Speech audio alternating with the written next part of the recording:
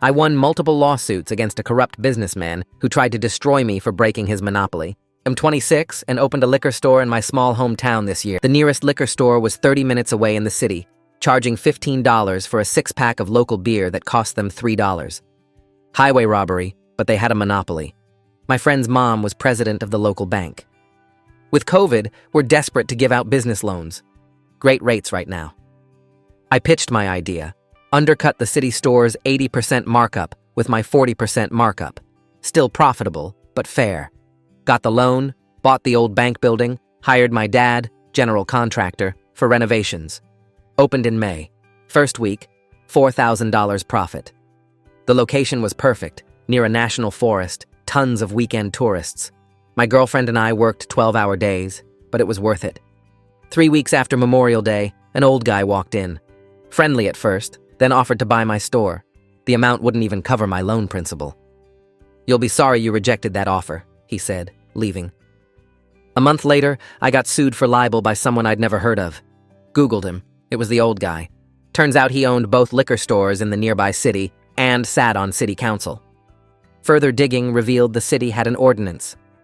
Any business institution that does not fulfill the definition of a restaurant, tavern, or liquor dispensary will be excluded from obtaining a license for the sale of alcohol. Guess who headed the liquor license board? Same guy. Small-town corruption at its finest. My uncle's a lawyer in a neighboring state. I called for advice. "Hang on, I gotta make a call." He hung up. Hours later, "My partner and I will take your case pro bono." Turns out my uncle was licensed in 3 states. The libel suit claimed my newspaper ads damaged his reputation. 3 weeks later, case dismissed. My uncle warned, he'll try again. The next day, I got served again. Same lawsuit, but now I was the defendant personally, not my business. 4 weeks later, dismissed. Over 3 months, I was sued 5 times. Before the 5th hearing, we had a settlement meeting. Judge, both lawyers, the guy, and me. "Is there any way to stop this cycle of faulty litigation?" the judge asked. His lawyer handed over an offer. "You should be happy I'm offering anything instead of suing you into bankruptcy and buying that crap hole from the bank." The judge, bailiff, and his own lawyer stared at him in shock. He'd admitted the real reason for the lawsuits.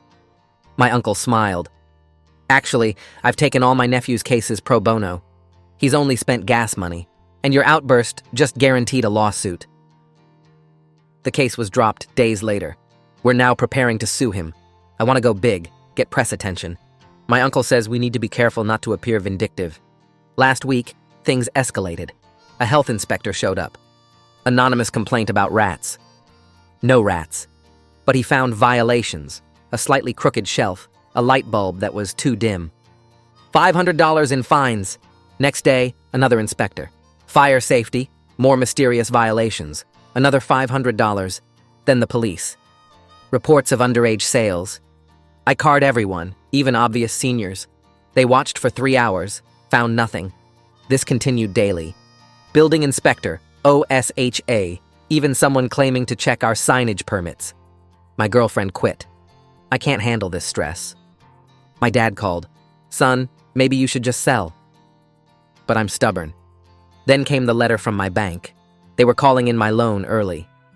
Unusual account activity and multiple city violations make you high risk. My friend's mom called me personally. "I'm so sorry. The board overruled me. Richard Brennan sits on our board too." Richard Brennan, the corrupt businessman. He was on my bank's board. I had 30 days to pay the full loan or lose everything. My uncle filed an emergency injunction, but the judge assigned to our case played golf with Brennan every Sunday. Motion denied. I was finished. No loan, no business, probably bankruptcy. Then yesterday, a woman walked into my store.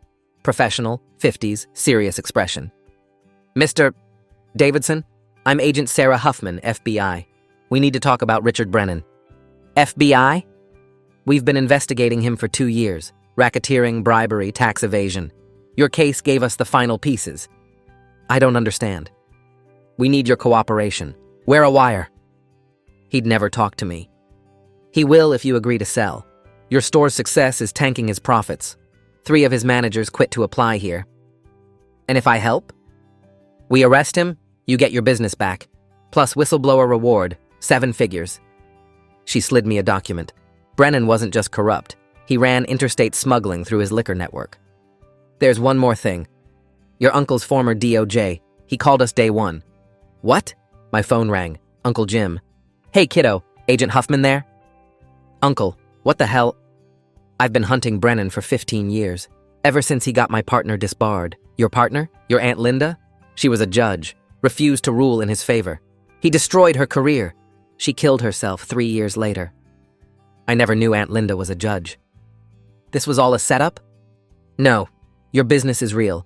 But when Brennan showed up, I knew we had our chance. Agent Huffman stood. The wire. Tomorrow? I looked at the FBI document. At the bottom, highlighted, Richard Brennan, connected to disappearance of Judge Linda Marius. My aunt didn't kill herself.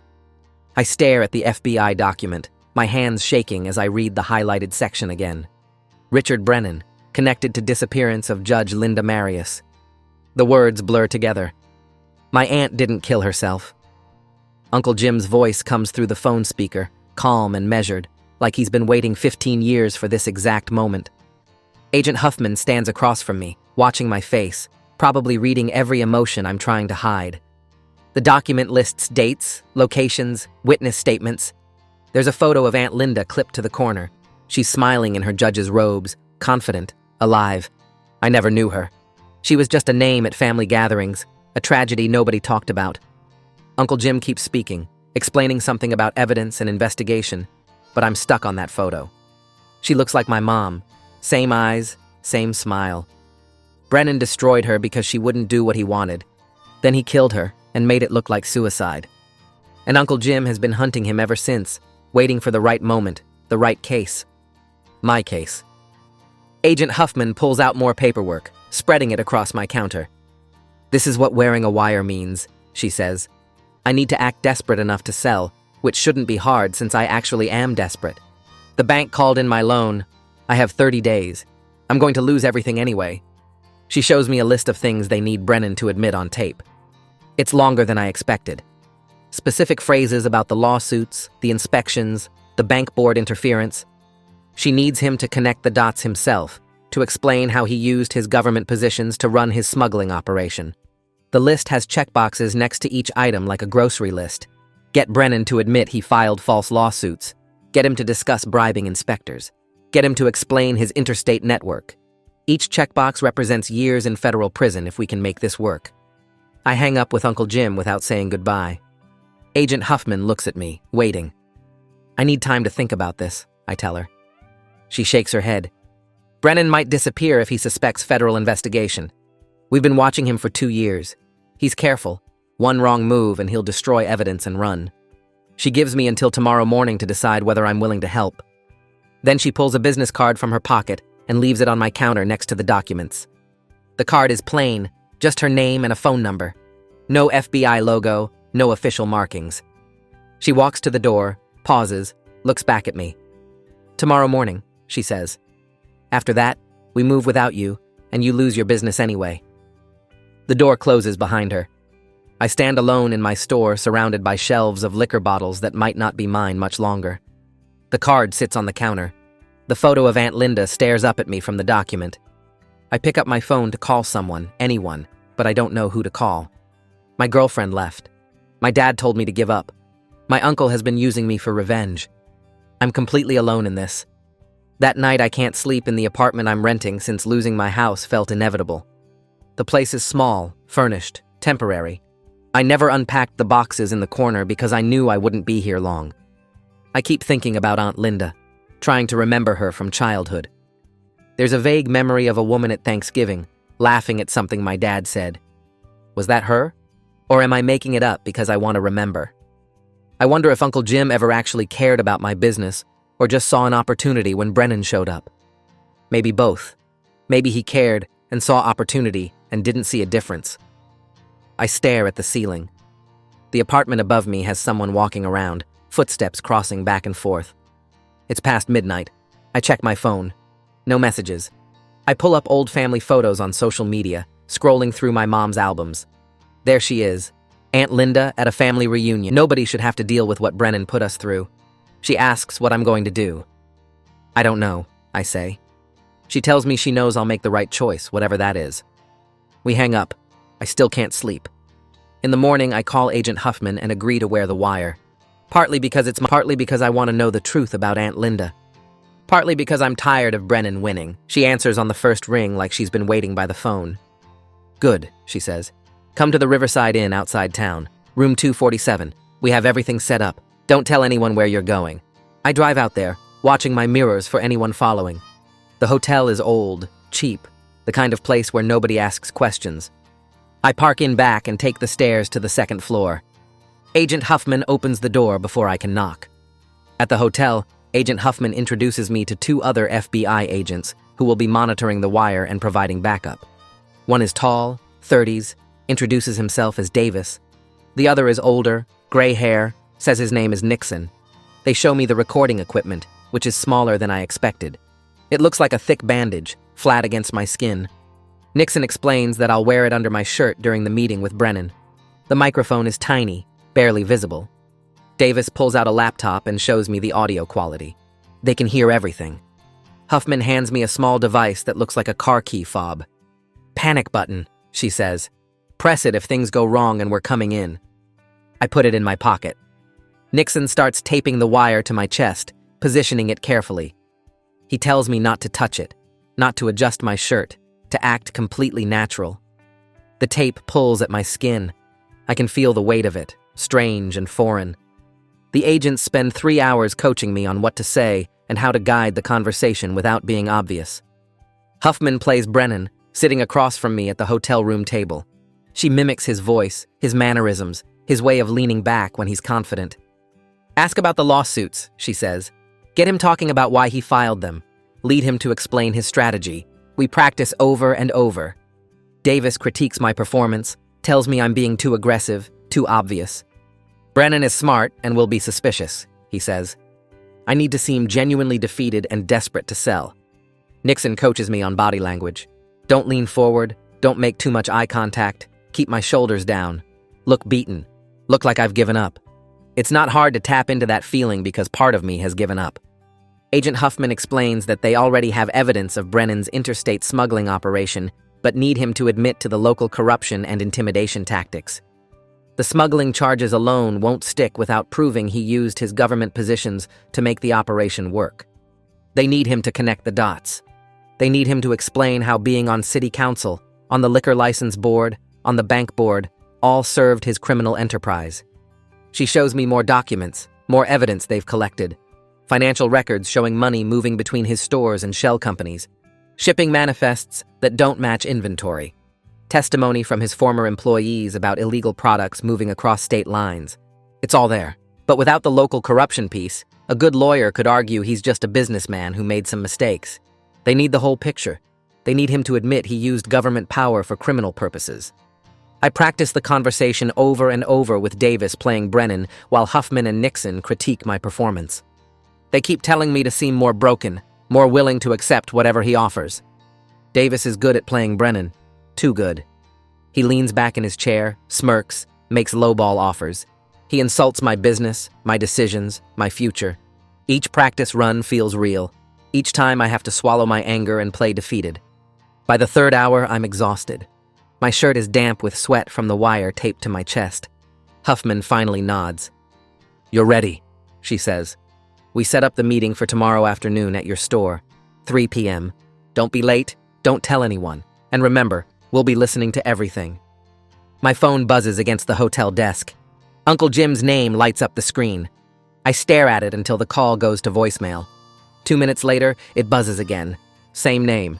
I reach to decline, but Agent Huffman touches my arm. She tells me he might have information that could help tomorrow. She says former DOJ agents know how these operations work.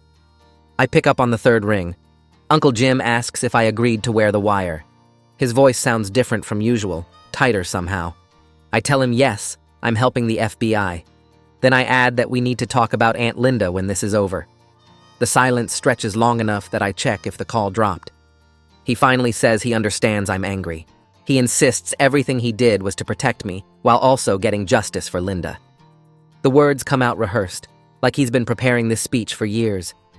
I tell him that using family for revenge isn't protection. My voice comes out harder than I intended. He goes quiet again before saying we'll talk after Richard is arrested. The line goes dead. Agent Huffman pulls out a burner phone from her. The other agents start packing up their equipment for the night. One of them tells me I should stay at the hotel because they want me nearby for final prep work. He says it's easier than driving back and forth. Huffman walks me to a room 2 doors down from their command center. The room smells like cleaning products and has generic landscape paintings on the walls. She tells me to try to get some sleep. I lie on the bed, fully clothed, staring at the ceiling tiles.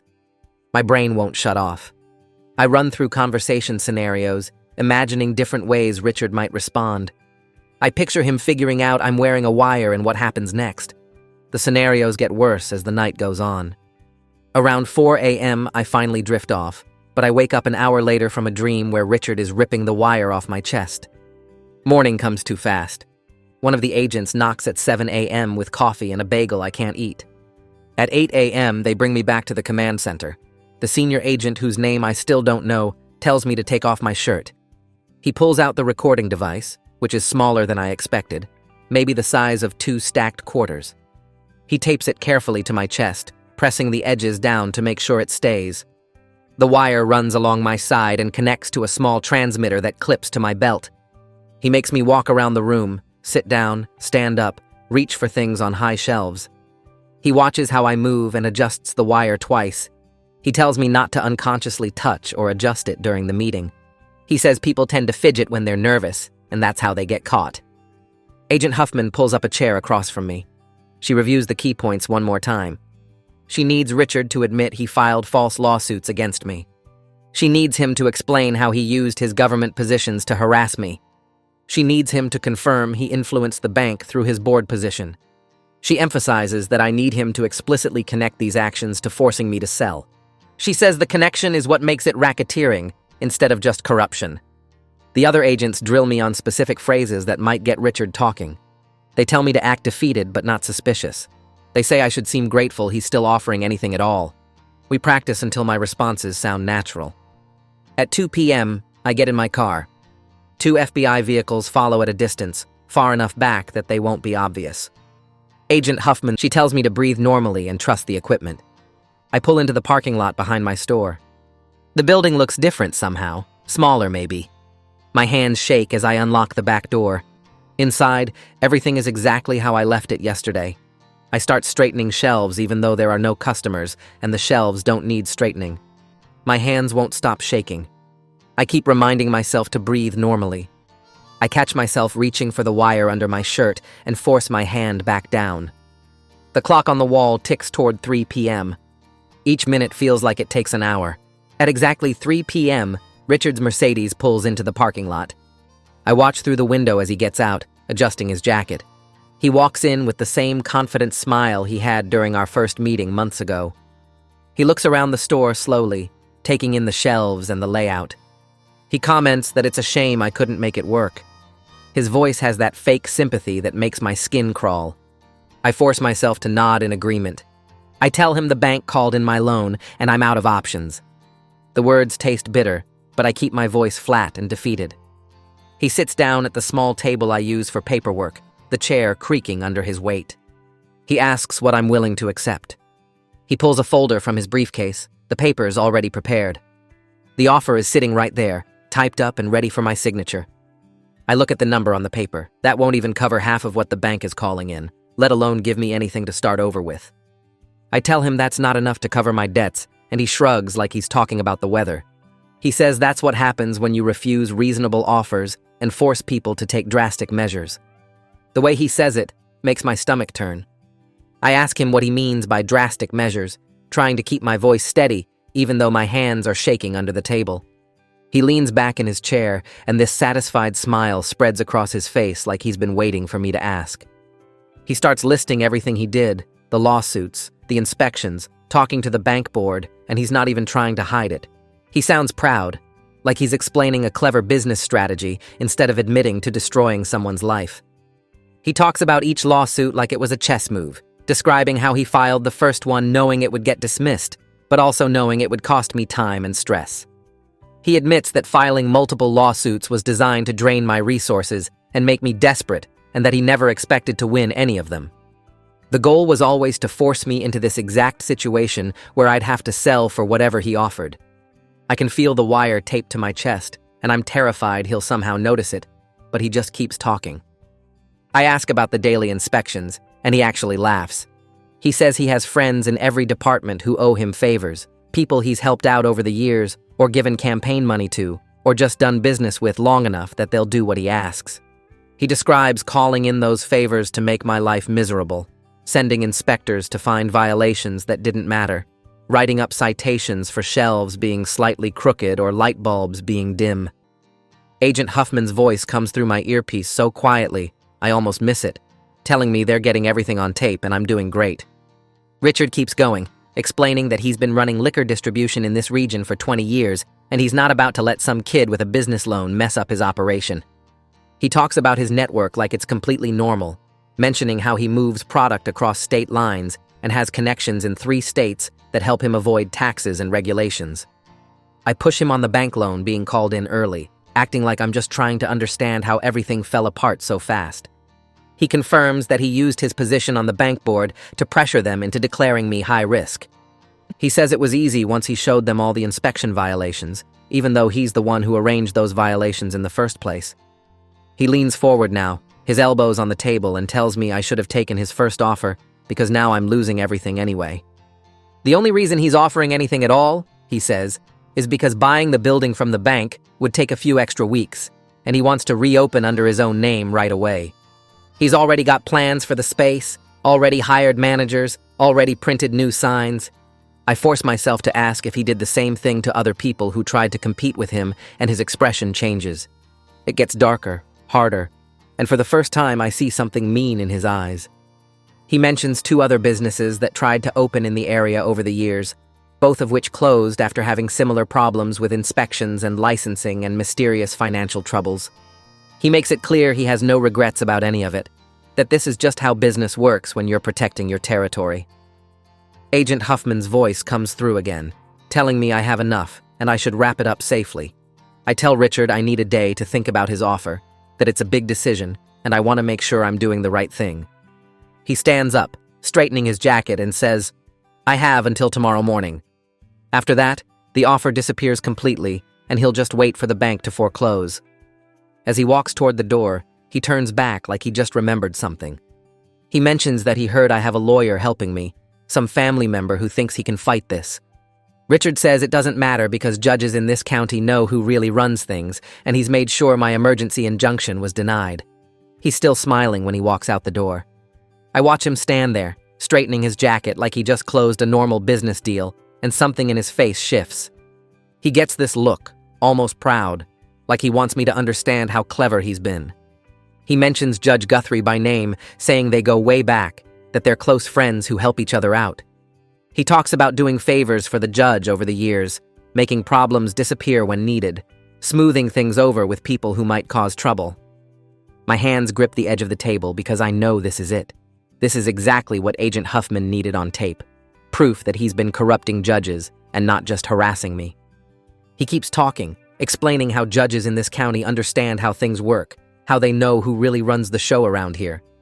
I force my face to stay neutral, even though my pulse is hammering in my ears. He finally stops talking and heads for the door, turning back one more time to remind me I have until tomorrow morning. The second he walks out, I hear car doors opening outside. Agent Huffman comes through the door with 4 other agents behind her, all of them moving fast and professional. She walks straight to me and says, I did perfect, that they got everything they needed on tape. One of the agents is already on his phone, talking fast to someone about arrest warrants and evidence. Another agent is setting up a laptop on my counter, pulling up files and recordings. Agent Huffman explains they're coordinating with federal prosecutors and local police right now, that they'll arrest Richard at his home tonight before he has time to destroy evidence or run. She's talking quickly, giving orders to the other agents, making calls, and I just stand there feeling like I'm watching. She says that should be enough to get the bank to back off while the investigation continues. My phone rings, and I see Uncle Jim's name on the screen. Agent Huffman nods and tells me to answer. Then she taps something on her phone, and suddenly Uncle Jim's voice is coming through her speaker too. He sounds excited, almost breathless, telling me I did great out there. He says Linda would be proud of me, that I got Richard to admit things they've been trying to prove for 15 years. I don't say anything back to that. I'm still angry that he used me, that he never told me the truth about any of this.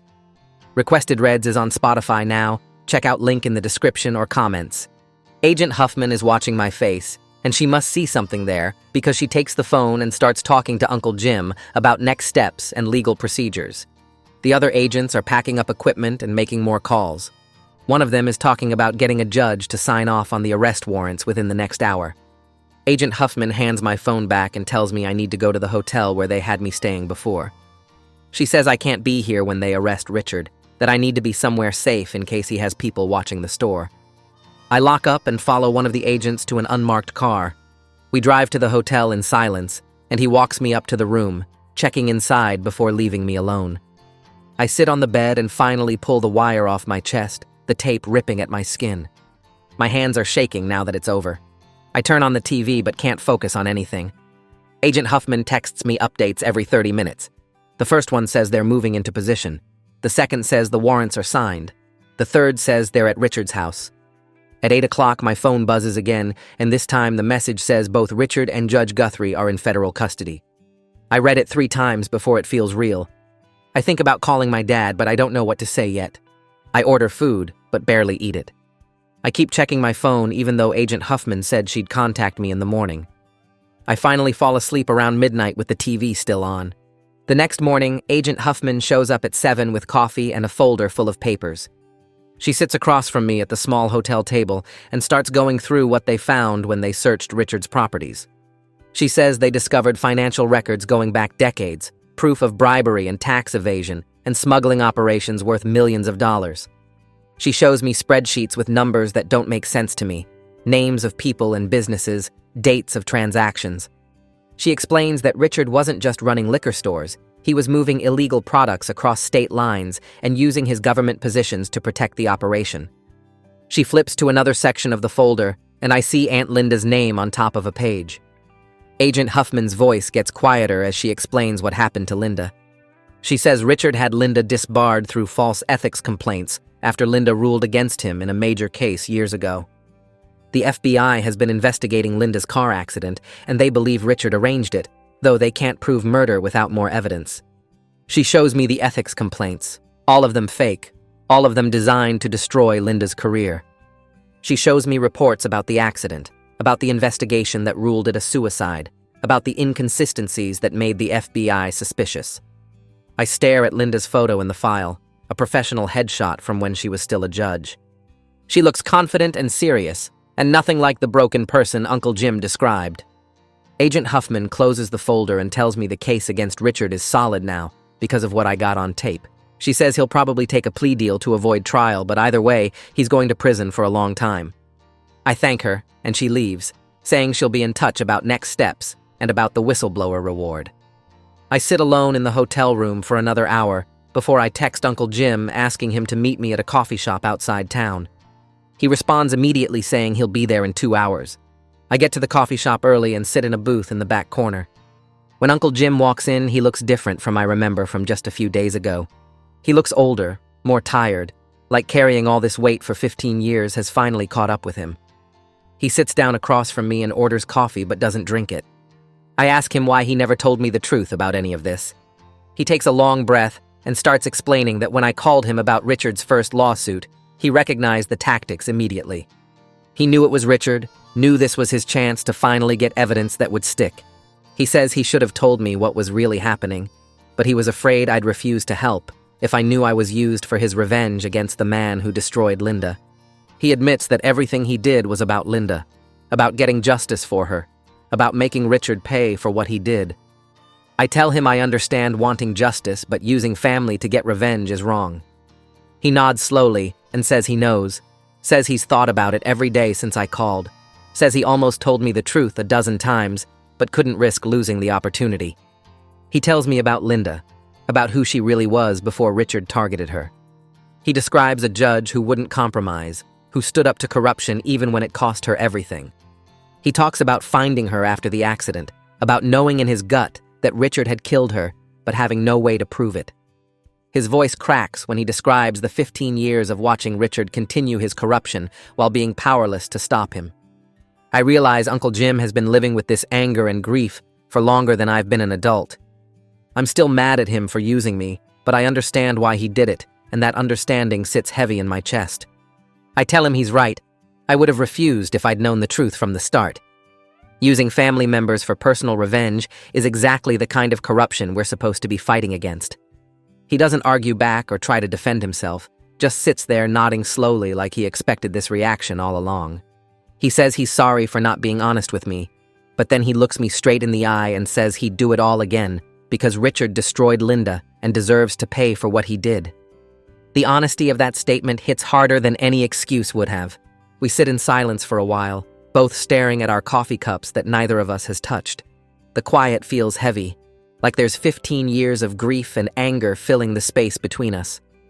Finally, I break the silence and ask him to tell me about Aunt Linda, the real story, and not the cleaned-up version I heard as a kid. He takes a deep breath and starts talking, describing a brilliant judge who stood up to corruption in ways that cost her everything. He tells me about cases where she ruled against powerful people, how she refused to compromise her principles even when it would have been easier and safer to look the other way. She paid for her integrity with her career first, then eventually with her life. Uncle Jim pulls out his phone and shows me photos of Linda from before Richard targeted her. She's smiling in the pictures, confident and strong, exactly the kind of person who would refuse to bend the rules for anyone's convenience. He tears up while talking about finding her after the car accident, his voice breaking as he describes knowing deep in his gut that it wasn't really an accident, but being completely powerless to prove anything. The police ruled it accidental, case closed, and Richard walked away clean, while Uncle Jim carried the weight of knowing the truth. I realize sitting there that Uncle Jim has been carrying this burden for 15 years, watching Richard continue his corruption and expand his power while being unable to stop him. I'm still angry about being used as a tool for his revenge, but I understand why he did it now, and somehow that understanding doesn't make me feel any better about the situation. My phone rings and Agent Huffman's name appears on the screen. I answer, and she tells me that Richard's lawyer contacted federal prosecutors this morning about a possible plea deal. Richard is willing to provide detailed information about other corrupt officials in the area in exchange for reduced sentencing.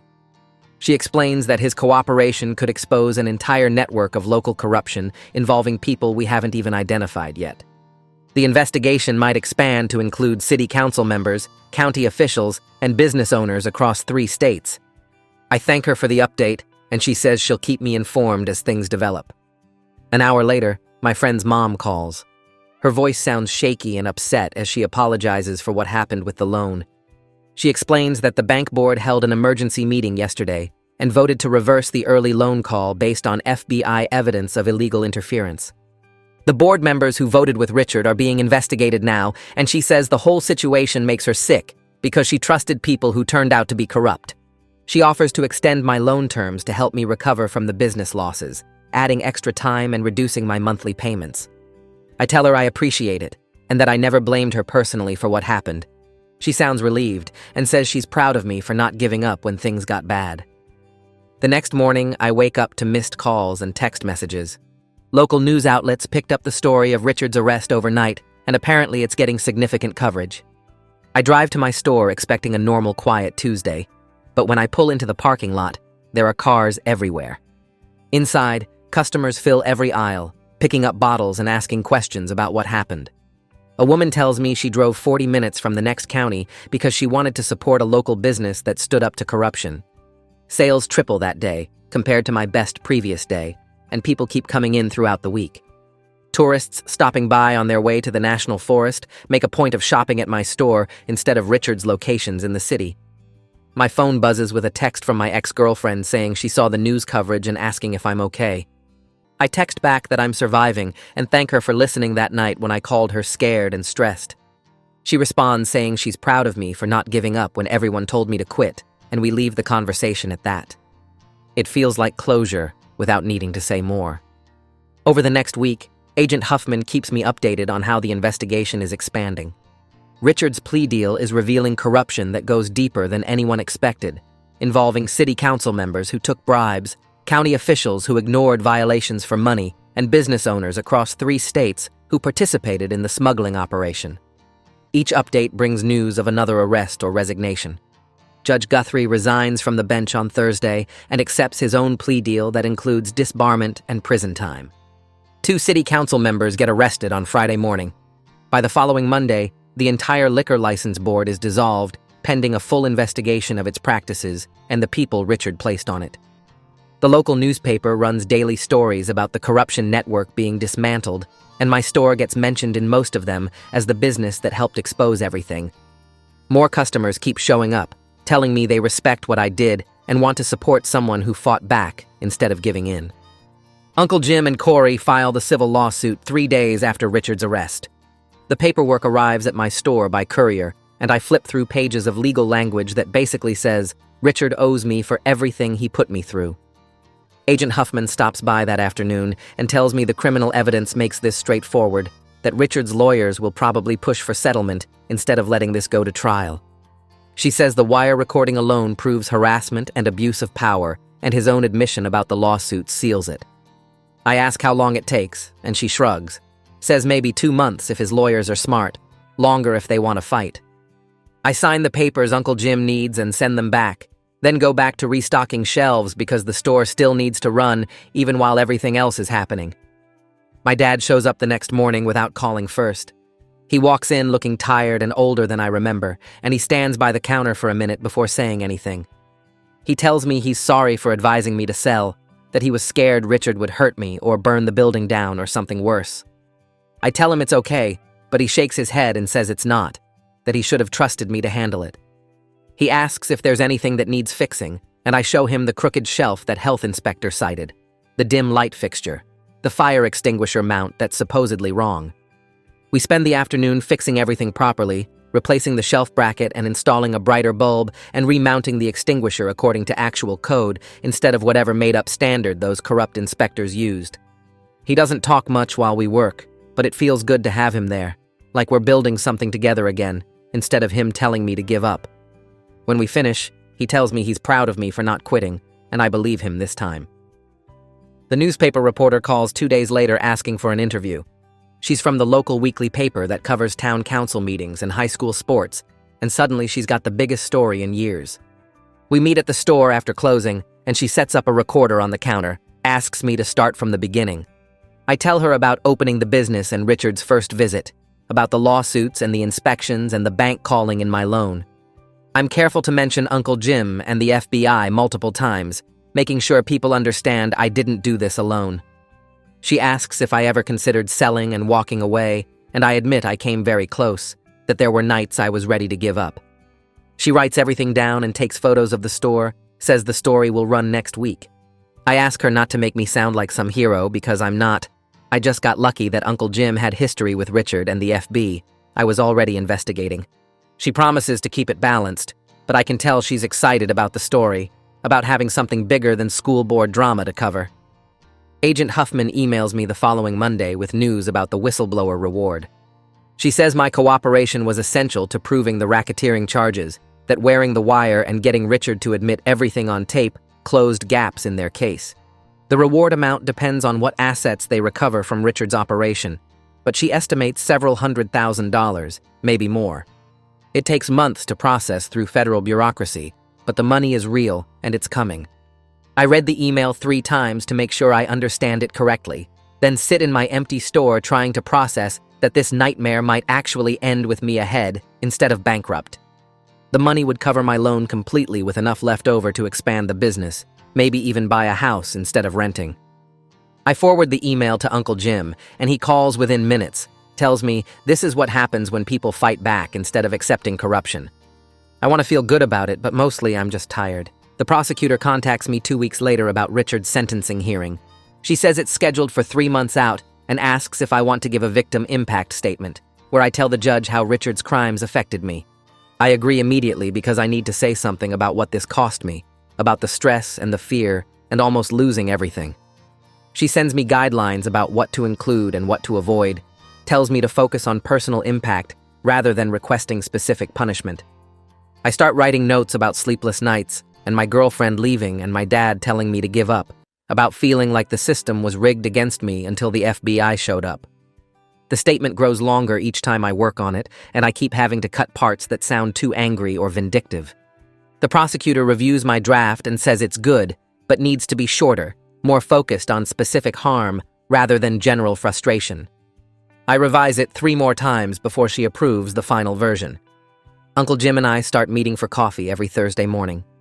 At first, we don't talk about Richard or Aunt Linda, just normal stuff about the store and his other cases. But gradually, he starts sharing stories about Linda, about what she was like before Richard destroyed her career. He tells me she was funny and stubborn and believed the legal system could actually deliver justice if people were brave enough to stand up. She ruled against Richard in a case involving his liquor license board, found that he'd been taking bribes to approve competitors' applications, then using city ordinances to shut them down later. Richard filed ethics complaints claiming she was biased, manufactured evidence of improper conduct, got her disbarred within a year. Uncle Jim's voice breaks when he talks about finding her after the car accident, about knowing it wasn't really an accident, but having no way to prove Richard was involved. I listen and realize my uncle has been carrying this weight for 15 years, watching Richard continue his corruption while being unable to stop him. Our relationship will never be the same because I know he used me, but I understand why he did it, and that makes it harder to stay angry. We're finding something new between us, not quite trust, but maybe respect for what we both survived. The civil lawsuit settles 6 weeks after filing. Richard's lawyers contact Uncle Jim with an offer that covers my remaining loan balance, all legal fees, and $200,000 in damages for business losses and emotional distress. Uncle Jim says we could fight for more, but it would take months, and Richard might hide assets while we wait. I tell him to take the settlement because I want this finished, want Richard's money out of my life so I can move forward. The paperwork takes another week to finalize, and then the money hits my bank account in one massive transfer. I pay off the business loan the same day and watch my debt disappear from the bank's website. My friend's mom calls to congratulate me and apologize again for the board's actions, says the bank has completely restructured how they handle board member conflicts. I thank her and tell her the loan actually worked out despite everything, that her initial faith in my business idea was what started all of this. The remaining settlement money sits in my account like a promise that I can actually build something here. I use $70,000 from the settlement to renovate and expand the store. Contractors knock out a wall to add more floor space, and I install new shelving for craft beer selection that tourists love. The local brewery in the next county agrees to stock their seasonal releases exclusively at my store, and I add a wine section featuring regional wineries that Richard never bothered carrying. The work takes 3 weeks, and I stay open during construction, which is chaos, but customers seem to enjoy watching the progress. I hire 3 employees to help manage the increased traffic, 2 college students who work evenings and weekends, plus a retired guy who wanted part-time work. Training them takes longer than I expected, because I've been doing everything myself for so long, but it feels good to delegate and focus on bigger picture stuff, like inventory and marketing. Sales increase 40% within the first month after renovation, and suddenly the business is profitable beyond anything I projected in my original loan application. The store becomes what I imagined when I first pitched the idea to the bank, a real community business, instead of just me grinding through 12-hour days. Richard's sentencing hearing happens on a cold Thursday morning in November. The federal courthouse is 2 hours away, and Uncle Jim drives us there together, neither of us talking much during the trip. The courtroom fills with people I don't recognize, probably other victims of Richard's schemes or FBI agents who worked the case.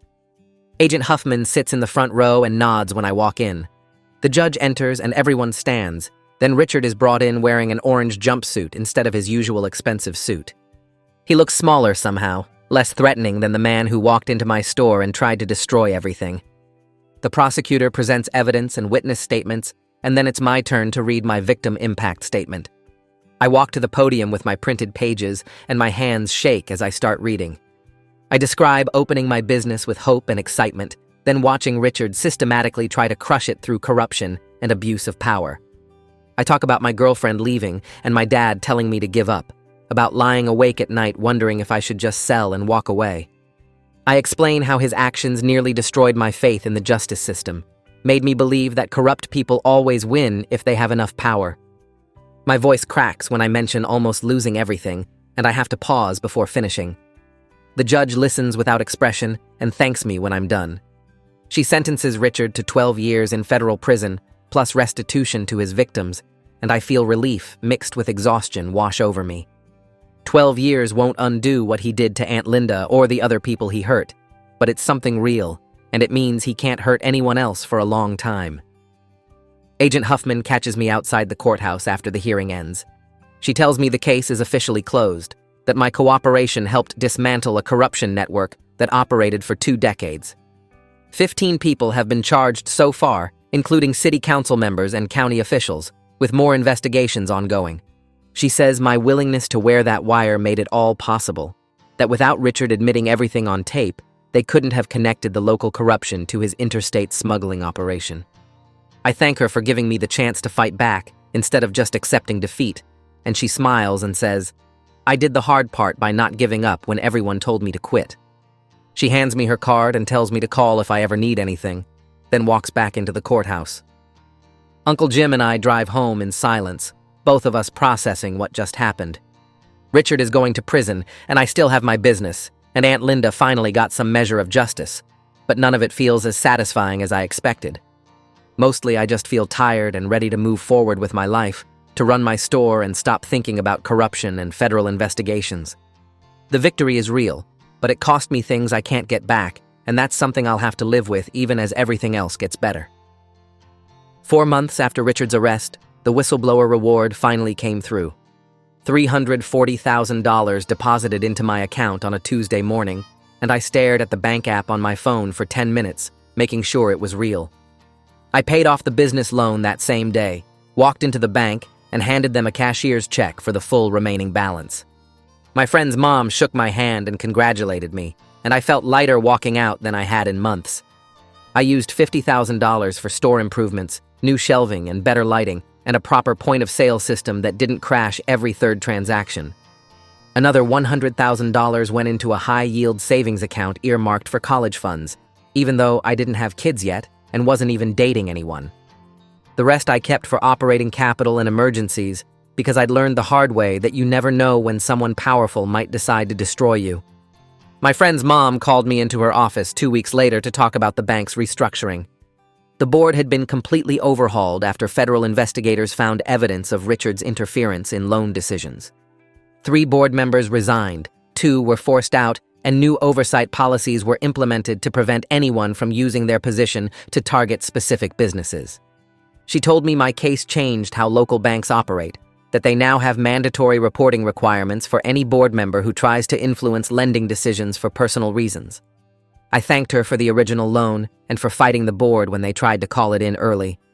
She said she wished she'd fought harder, but I told her she did what she could against someone like Richard.